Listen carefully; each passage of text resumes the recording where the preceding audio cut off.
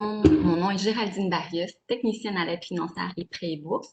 Bienvenue aujourd'hui dans le webinaire Les avantages du programme de l'aide financière aux études. Donc, aujourd'hui, je devais avoir de l'aide, mais c'est pas grave. Je vais faire la présentation toute seule à la fin et je vais demander vraiment à tout le monde si vous avez des questions, je vois qu'il y a déjà des petites questions, des bonjours, donc de les laisser pour la fin, s'il vous plaît. Alors, on va commencer tout de suite. Donc, je vais partager mon écran maintenant. Voilà.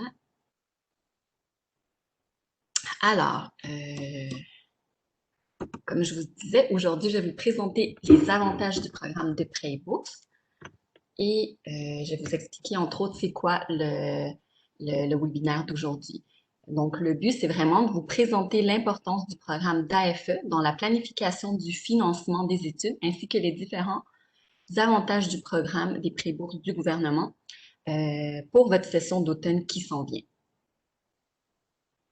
La première partie du webinaire, donc je vais expliquer le statut d'études temps plein, c'est quoi? Parce qu'il y a des règles au niveau de l'aide financière aux études, le statut de réputé à temps plein également et les différents avantages du programme des prêts bourses AFE. Alors, le programme des prêts bourses en bref, ensuite le fonctionnement entre l'étudiant lorsqu'il fait sa demande d'aide financière avec AFE Québec et ensuite avec Polytechnique. Donc, juste pour dire, il va ensuite avoir une deuxième partie et je vais mettre aussi les liens ou communiquer avec nous quand vous avez des questions parce qu'avant d'aller poser vos questions directement à l'aide financière, moi j'aime mieux que les étudiants passent par notre secteur, notre service et ensuite il va y avoir la période de questions. Donc j'insiste une dernière fois, pour les questions, c'est vraiment à la fin du webinaire qui devrait durer environ 20 minutes. Donc, les étudiants admissibles au programme des prêts bourses du gouvernement. La première règle, c'est qu'il faut être citoyen canadien, résident permanent ou avoir le statut de réfugié. Il faut résider également au Québec selon les règles de l'aide financière aux études. Je vous explique, je vous donne un petit exemple. Donc, si vous avez toujours résidé au Québec et pas dans une autre province canadienne plus que 3 mois, donc ça veut dire que la province responsable de vous, c'est le Québec pour présenter une demande d'aide financière. Alors, si vous avez des questions par rapport à ça, parce que des fois, il y en a qui viennent de l'Ontario, là, après, ils ont vécu en Ontario, après, ils viennent ici au Québec. Il y a des petites particularités, mais il y a des formulaires pour faire reconnaître ça auprès du programme des prêts et bourses. Ensuite, il faut être inscrit dans un programme d'études reconnu de premier cycle, deuxième cycle ou troisième cycle. Je vais élaborer plus dans la prochaine diapositive. Il ne faut pas aussi avoir atteint les limites de mois d'admissibilité ou d'endettement du programme. Car pour chacun des programmes, premier cycle, deuxième cycle, troisième cycle, vous avez une limite d'endettement ainsi que des mois d'admissibilité pour pouvoir présenter une demande de prêt et bourse. Ensuite, il faut poursuivre des études à temps plein et ou avoir le statut de réputé à temps plein. Et ça, il faut avoir un minimum de 6 crédits par session d'études. Et je vais expliquer aussi également c'est quoi le statut de réputé à temps plein. Donc, les statuts d'études à temps plein au niveau de Polytechnique avec l'aide financière aux études au premier cycle, ça inclut toutes les années préparatoires, le baccalauréat et le certificat. Ça veut dire qu'il faut avoir un minimum de 12 crédits d'inscrits à chaque session. Donc, automne, hiver et ou été, le cas échéant. C'est sûr que vous pouvez avoir plus de crédits. Des fois, il y en a qui en ont 15, c'est correct. Donc, voilà. Ensuite, je tiens à dire que certains stages sont reconnus au niveau de l'aide financière. Donc, si vous faites un stage obligatoire et que vous le prenez seul, vous pouvez le faire reconnaître au niveau de l'aide financière. Ça va vous donner droit également à un calcul d'aide financière. Par contre, le stage facultatif, c'est considéré à temps partiel. Si vous faites une combinaison de stage obligatoire et ou le stage facultatif plus un cours ou des cours et que vous avez au moins un 12 crédits, ça peut être reconnu également au niveau de l'aide financière aux études. Je vous montrerai le lien tout à l'heure où aller voir cette information. Sur notre site Internet de notre secteur, vous allez pouvoir voir les différentes combinaisons. Ensuite, au deuxième cycle, c'est la maîtrise professionnelle ainsi que le DESS. Ça, il faut 9 crédits pour pouvoir être reconnu au niveau de l'aide financière. À la maîtrise recherche et au doctorat, c'est automatiquement considéré à temps plein. Votre statut, donc, quand vous présentez une demande, lorsque vous la faites, vous mettez que vous êtes en maîtrise recherche ou au doctorat et vous avez un calcul pour ça également. Je tiens à dire que pour les étudiants en temps partiel, c'est tous les étudiants qui ont moins que 12 crédits au premier cycle, moins que 9 crédits au deuxième cycle, et si vous prenez que le stage facultatif aussi, ça c'est considéré à temps partiel. Alors voilà. Ensuite, le statut de réputé à temps plein. Ça, c'est quand même assez populaire au niveau des étudiants qui présentent des demandes d'aide financière, mais je vais vous l'expliquer plus en détail. Donc, vous êtes réputé poursuivre des études à temps plein, et ça même si vous étudiez à temps partiel. Mais il faut avoir un minimum entre 6 et 11 crédits, tout dépendamment du programme dont vous êtes, mais le minimum, c'est vraiment 6 crédits pour pouvoir bénéficier d'un calcul d'aide financière. Et que vous êtes dans une des situations citées ici. Donc, je vais donner un exemple. Ça, c'est vraiment au niveau de l'aide financière. Vous êtes enceinte d'au moins 20 semaines. Vous êtes monoparental avec un enfant de moins de 12 ans. Vous habitez avec un enfant de moins de 6 ans. Vous habitez avec un enfant atteint d'une déficience fonctionnelle majeure ou d'une maladie mentale. Vous êtes atteint d'une déficience fonctionnelle majeure reconnue, etc. Il y a d'autres critères. Voici le site du programme pour les autres critères. Donc, je laisse ici à votre disposition et vous allez pouvoir aller le lire sur le site de l'aide financière. Et tout à l'heure, je vais vous montrer, vous guider où aller chercher le site Internet du gouvernement. Je vais donner un exemple qui est quand même assez populaire. En fait, il arrive parfois que un couple retourne aux études les deux en même temps. Ils ont un enfant en moins que 6 ans. Donc, l'AFE permet à un des deux parents d'avoir le statut de réputé à temps plein. C'est-à-dire qu'exemple, la maman, si elle veut être à temps partiel ou le papa, c'est à un des deux à choisir, mais l'autre va devoir être à temps plein. L'AFE permet à une des deux personnes d'être à temps partiel et non pas aux deux en même temps. Donc, ça permet de concilier la vie familiale et études aussi. Donc, ça peut être très avantageux. Alors, OK. Donc, les avantages du programme de l'aide financière aux études AFE. Vous allez souvent entendre le mot AFE, ça c'est vraiment le programme des prêts bourses du gouvernement.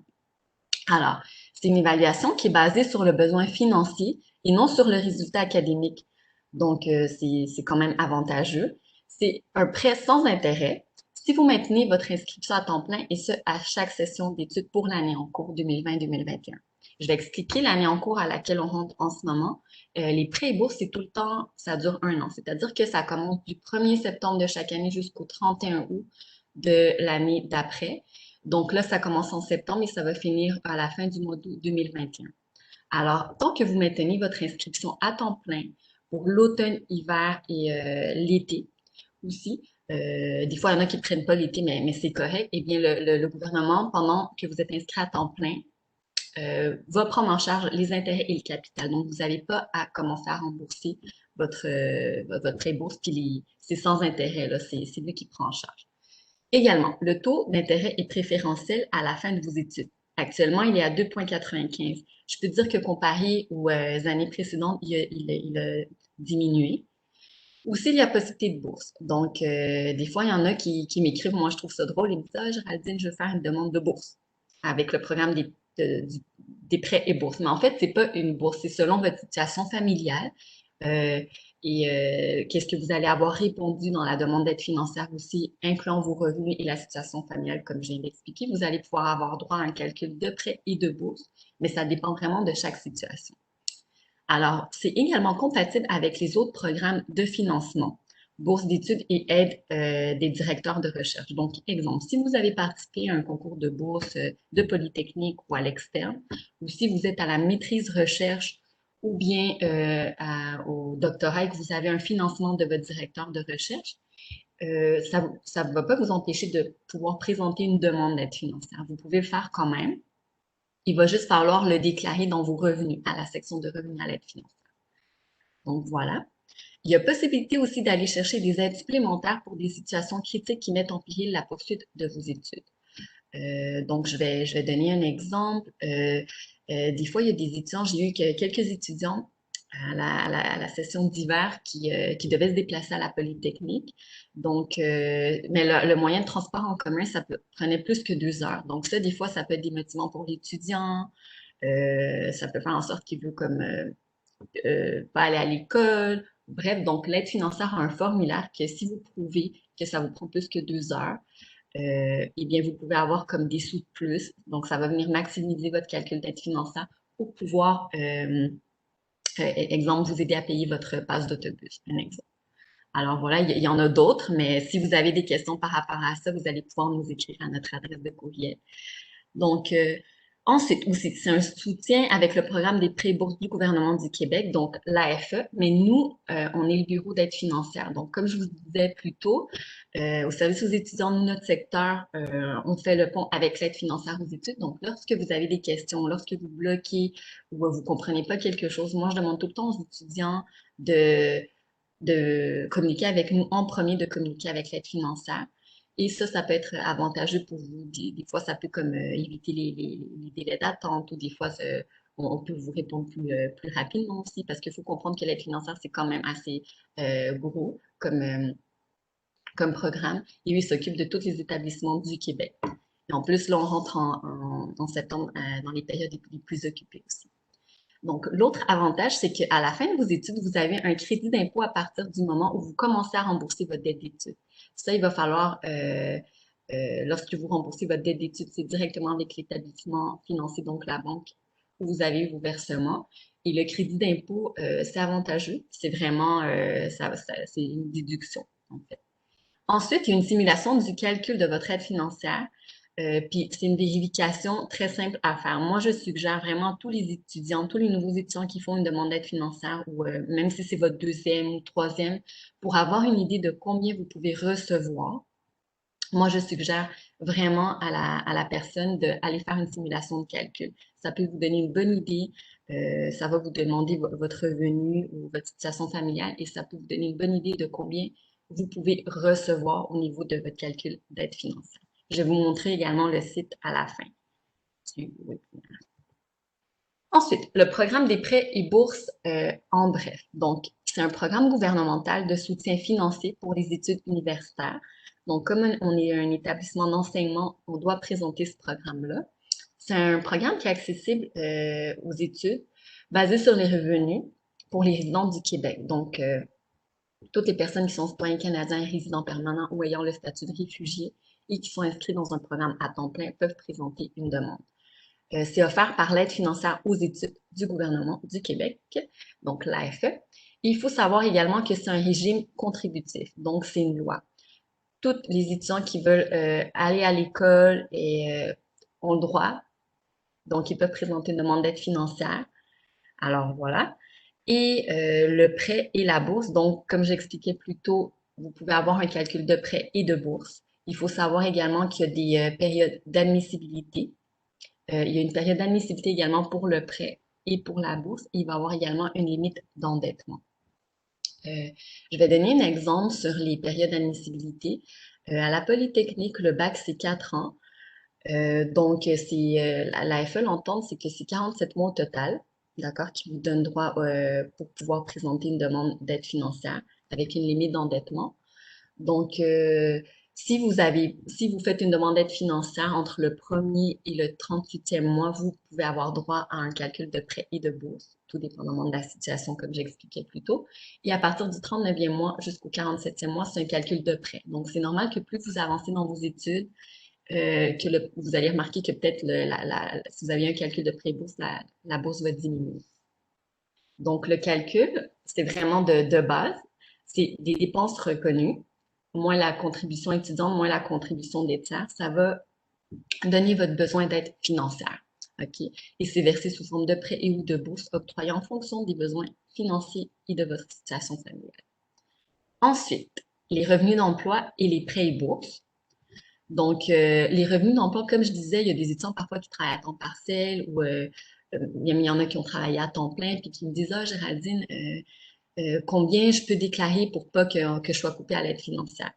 Honnêtement, moi, je vous suggère d'aller utiliser le simulateur de calcul. C'est la meilleure façon et vous allez par essai, exemple, vous mettez votre revenu que vous avez fait. Et là, comme je vous ai dit, on rentre dans la période, dans la période 2020-2021. Donc, pour cette période-là, l'aide financière, lorsque vous allez présenter une demande d'aide financière, ils vont vous demander de déclarer vos revenus en date du 1er janvier 2020 jusqu'au 31 décembre qui s'en vient. Si vous savez pas combien vous allez faire d'ici décembre, mais que vous avez votre montant que vous avez fait jusqu'à date, vous pouvez le mettre tout simplement, le déclarer dans la section des revenus et après aller faire des mises à jour. OK? Ça se fait également. Ensuite, il y a un fonctionnement avec l'étudiant qui doit présenter sa demande d'aide financière avec l'AFE à Québec et Polytechnique au niveau de votre inscription. Donc, je vais vous expliquer un petit peu c'est quoi la procédure. Alors, donc, l'étudiant, c'est très important qu'il fasse sa demande d'aide financière. Il n'y a pas de date limite, mais il faut comprendre que si vous faites plus tard votre demande d'aide financière, vous allez recevoir vos versements plus tard également. Et sachez qu'à chaque année, les nouvelles demandes d'aide financière pour la nouvelle année d'attribution, donc la demande d'aide financière pour 2020-2021, ils sont disponibles à partir de la mi-mai. Donc, à chaque mi-mai de chaque année, c'est le nouveau formulaire qui est disponible. Pour les gens qui ont un code permanent, ils peuvent le faire directement en ligne. Pour les personnes qui n'ont pas de code permanent, vous pouvez aller chercher le formulaire format papier que vous pouvez remplir à l'ordinateur en format PDF et vous allez devoir l'envoyer par la poste. Donc, c'est sûr que là, on est déjà au mois d'août. Moi, je suggère vraiment aux étudiants de ne pas attendre au mois de septembre. Car comme je disais, l'AFE s'occupe de pas seulement notre établissement d'enseignement, mais toutes les universités à travers le Québec, les cégeps. Donc, il faut faire attention à ça. Donc, vous devez vous assurer de présenter votre demande d'aide financière. Une fois qu'elle est faite, ça, c'est indépendamment. Ensuite, vous devez vous assurer de faire votre inscription au niveau de Polytechnique. C'est très important. J'ai déjà remarqué que là, les inscriptions apparaissent déjà pour la session d'automne. Par contre, faut que vous ayez fait votre choix de cours ainsi que l'inscription doit être à oui. Donc, moi, même si je vois dans votre dossier étudiant au niveau du registrariat, OK, je suis inscrit, je vois vos cours. Ça veut dire que nous, on va pouvoir vous confirmer au niveau de l'aide financière aux études. Donc ça ne va pas retarder vos versements. Par contre, si ce n'est pas encore fait ou vous le faites plus tard, ça peut retarder les versements. Alors, voilà. Donc, pour plus d'informations, n'hésitez pas à visiter notre site web ou polymtl.ca/aide financière. Vous allez pouvoir trouver toutes les informations en lien avec notre secteur et les informations pour vous aider à présenter votre demande. Je vais vous la montrer, ça ne sera pas long. Ensuite, aussi, vous pouvez visiter le site du gouvernement pour de l'information sur le programme. Le site est très complet. Vous allez pouvoir aussi aller lire un guide, une aide à votre portée. C'est un petit document PDF que je vais vous présenter tout à l'heure également. Moi, je trouve que c'est très important pour l'étudiant à les lire. Ça vous permet de comprendre plus le calcul, quoi déclarer au niveau de vos revenus. Et il y a plein d'informations très intéressantes qui vont vous permettre de vous aider également à présenter votre demande d'aide financière. Aussi, voici notre adresse de courriel, c'est afe@commercialpolymtl.ca. Donc, si vous avez, peu importe la question que vous avez en lien avec les prêts et bourses du gouvernement, vous pouvez nous écrire à cette adresse qui est indiquée. Si vous avez des questions plus personnelles ou c'est plus compliqué, vous pouvez demander un rendez-vous. On va pouvoir communiquer avec vous directement. Mais moi, je demanderais quand même aux étudiants d'expliquer quand même bien votre situation au niveau des courriels lorsque vous nous écrivez. Et n'oubliez pas de mettre votre matricule étudiant ou le code permanent. Ça nous permet d'aller voir votre dossier étudiant et de savoir dans quel programme vous êtes également. Aussi, c'est nouveau cette année. N'hésitez pas à participer à notre forum de discussion GoPoly à l'adresse suivante, gopoly.polymtl.ca. Alors, des fois, des étudiants peuvent poser des questions et vous allez lire, vous allez pouvoir, ah, la question, elle est déjà posée. Donc, je trouve ça très intéressant, ce petit forum de discussion. Évidemment, il faut que ça soit en lien avec les prêts et bourses du gouvernement pour que je puisse vous répondre. Et également, j'ai ajouté un petit point. N'hésitez pas à consulter notre répertoire de bourses générales de l'école. Donc, il y a des bourses internes et externes. Je vais vous montrer également le site. Il y a un petit filtre. Donc, si vous êtes au premier cycle, vous pouvez juste écrire, aller sélectionner les bourses qui sont offertes au premier cycle. Et ça inclut également les étudiants internationaux, même si certaines bourses sont limitées, mais vous pouvez aller voir vraiment de l'information intéressante. Alors, voilà. Donc, maintenant, je vais aller vous montrer le site. Je vais commencer par le site de Polytechnique. Oui. Donc, il a changé cette année. Donc, si vous voulez nous trouver, nous, l'équipe de l'aide financière aux études, ça, c'est la page d'accueil. Vous tapez sur Google Polytechnique Montréal et vous allez arriver à cette page-là. Ensuite, vous allez à la fin complète. OK? Et vous voyez ici aide financière et bourse. Donc, vous cliquez là-dessus. Et on déroule la petite bande. Donc, oh non, désolé, c'est ici. Aide financière aux études, programme de pré-bourse, vous cliquez là-dessus. Alors, ça va vous emmener directement au programme des pré-bourses à temps plein. Ça vous explique avant de présenter une demande d'aide financière et comment faire sa demande d'aide financière. Vous avez juste à cliquer à la petite flèche ici du bas. Il y a la petite vidéo qui est du site de l'aide financière aux études. Il y a également les codes d'établissement de Polytechnique. Il y a également les codes des programmes. Donc ici, vous avez l'information que vous avez besoin pour pouvoir présenter votre demande. Vous avez également les versements de l'aide financière et confirmation des renseignements scolaires. Les études à temps plein, qu'est-ce que j'ai expliqué? Combien de crédits il faut avoir pour pouvoir être reconnu auprès de l'aide financière aux études. La reconnaissance des cours hors établissement aussi, ça peut être intéressant, surtout si vous prenez votre session à l'été et que des fois, on ne peut pas avoir 12 crédits, mais avec des fois des reconnaissances des cours hors établissement, vous pouvez présenter une demande également pour l'été. Alors, annulation et abandon de cours, ça, je vais demander aux étudiants d'aller le lire également. Il y a l'explication du calcul et la date limite pour présenter une demande d'aide financière. Ici, il y avait également, qu'on clique ici, l'autonomie des 90 crédits, des questions fréquemment posées. Donc, n'hésitez pas à aller fouiller là-dedans. Et aussi, l'aide financière et le stage, comme je l'expliquais tout à l'heure, les différentes combinaisons possibles. Donc, c'est très bien expliqué. Alors, voilà. Ensuite, je vais vous montrer le site de l'aide financière aux études. Donc, c'est la même chose. Vous tapez sur Google Programme des prêts bourses du gouvernement. Vous cliquez sur le lien ou vous tapez tout simplement AFE, ça fonctionne également. Ça va vous emmener dans cette page que voici. Et vous allez cliquer sur prêt temps plein, prêt et bourse pour études à temps plein. Et vous allez avoir ici le petit guide Une aide à votre portée. Je vais vous montrer ça ne sera pas long. Il y a la loi sur l'aide financière aux études, les règlements sur l'aide financière aux études, les droits et recours que l'étudiant peut faire et le simulateur de calcul que je veux vous montrer. Vous cliquez là-dessus et vous descendez un petit peu. Vous pouvez voir, vous devez prendre si vous voulez faire une simulation, lui du 1er septembre 2020 au 31 août 2021. Donc ça, c'est l'année en cours. Ensuite, vous pouvez cliquer sur les formulaires lorsque vous cherchez un formulaire au niveau de l'aide financière. Donc le site est très, comme vous pouvez voir, est très complet. Il y a d'autres pages ici que vous pouvez voir pour aller chercher les formulaires.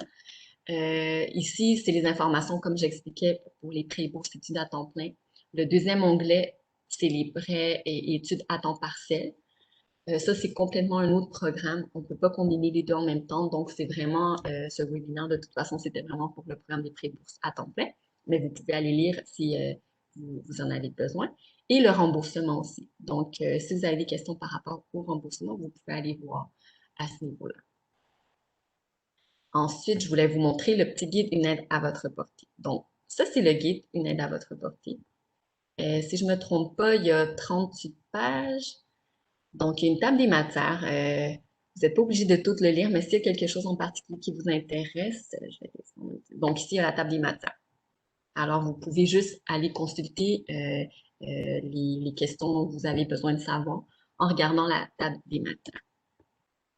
Donc, voilà. Alors, maintenant, je peux passer comme à la période des questions. Si les gens ont des questions, n'hésitez pas. Ma collègue Rebecca va m'aider avec les questions. Oui, je suis là, Géraldine. Oui, merci Rebecca. Donc, merci beaucoup pour la présentation. On va passer à la période des questions. Vous pouvez écrire vos questions dans la section Q&A qui se trouve à votre droite. Il y avait une première question qui demandait de laisser ton adresse courriel, mais je pense que toi, tu réponds vraiment aux étudiants avec l'adresse courriel AFE. Exactement, oui. Parfait. Nous avons une question ici. Est-ce qu'il y a des programmes d'aide financière destinés aux étudiants internationaux? En fait, qu'est-ce que je peux dire aux étudiants internationaux, c'est que de consulter notre répertoire de bourses. OK. Et ici, ouais, je viens de mettre la page pour plus d'informations. Le dernier point, donc allez voir le répertoire de bourses. Parce que vraiment, ce webinaire est destiné pour les étudiants ayant le statut citoyen canadien, résidents permanents ou ayant le statut de réfugié. Donc, c'est sûr que oui, vous pouvez comme aller consulter les bourses qui sont offertes à l'école. c'est quand même assez limité un petit peu pour les étudiants internationaux, mais avec les critères, les filtres, tout dépendamment dans le cycle auquel vous faites partie, vous allez pouvoir voir des opportunités de bourse. Il y a également, en septembre, il y a un concours qui va commencer, c'est de la fondation. Donc, c'est sûr que oui, aussi, vous allez pouvoir les bourses qui vont être offertes, mais c'est vraiment à l'aide du lien, le dernier lien que j'ai mis ici, là. Ouais. Parfait. Prochaine question. Si je suis un résident ontarien dans un programme de recherche et je cherche une bourse recherche provinciale, est-ce que est-ce qu'il faut que je fasse une demande pour la bourse du gouvernement ontarien, même si je fais mes études hors Ontario? Ça, j'ai demandé à la personne qui nous envoie un courriel, mais à notre adresse de courriel bourse avec un s.sep à commercialpolyMTL.ca, car il faut vérifier. Et comme je suis pas certaine, je veux pas. Je vais l'inviter vraiment la personne à nous écrire. Pour les personnes qui ont des questions en lien avec les bourses générales de l'école, mais que c'est pas en lien avec le programme des pré-bourses du gouvernement, je vais vraiment vous demander, s'il vous plaît, que vous envoyez un courriel à bourse avec un s.sep à commercialpolyMTL.ca. Parfait. Donc, ici, on a un cas qu'un étudiant a déposé sa demande d'équivalence pour la reconnaissance de certains cours effectués hors Québec. Mais en ce moment, c'est en cours de traitement. Est-ce qu'il peut quand même faire sa demande à FE? L'étudiant peut quand même faire une demande d'aide financière aux études. Ça va pas parce que ça, c'est vraiment indépendamment, comme j'ai expliqué. Par contre, si finalement il veut plus avoir la demande d'aide financière, il n'y a rien qui n'empêche faire une lettre de désistement et dire qu'il se désiste pour la demande d'aide financière en cours. Il va pouvoir le déposer directement via son dossier en ligne, mais pour les reconnaissances de cours hors établissement, des fois, je sais que ça peut prendre un certain délai. C'est juste qu'une fois peut-être que ça va être accepté, la reconnaissance des cours hors établissement, eh bien, c'est juste que peut-être nous, on va vous confirmer un petit peu plus tard. Parce que nous, on se fie tout le temps à l'inscription au niveau du registrariat. Donc, c'est certain que si on ne voit pas tous les cours, puis vous êtes, par exemple, vous avez seulement deux cours, exemple, vous êtes à temps partiel, on ne pourra pas vous confirmer tant qu'on ne voit pas toutes pour débloquer vos versements. Il faut que vous soyez comme à temps plein, vraiment. Mais comme j'ai expliqué, c'est indépendamment de la demande d'aide financière. Donc, oui, il n'y a pas de problème si vous faites votre demande d'aide financière à part. Parfait. On va juste attendre de voir s'il y a d'autres questions par rapport à l'aide financière.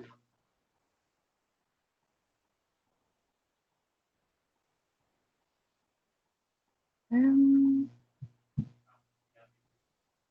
on n'a pas l'air d'avoir d'autres questions par rapport à l'aide financière, donc je pense qu'on peut nous mettre fin à ce webinaire. Euh,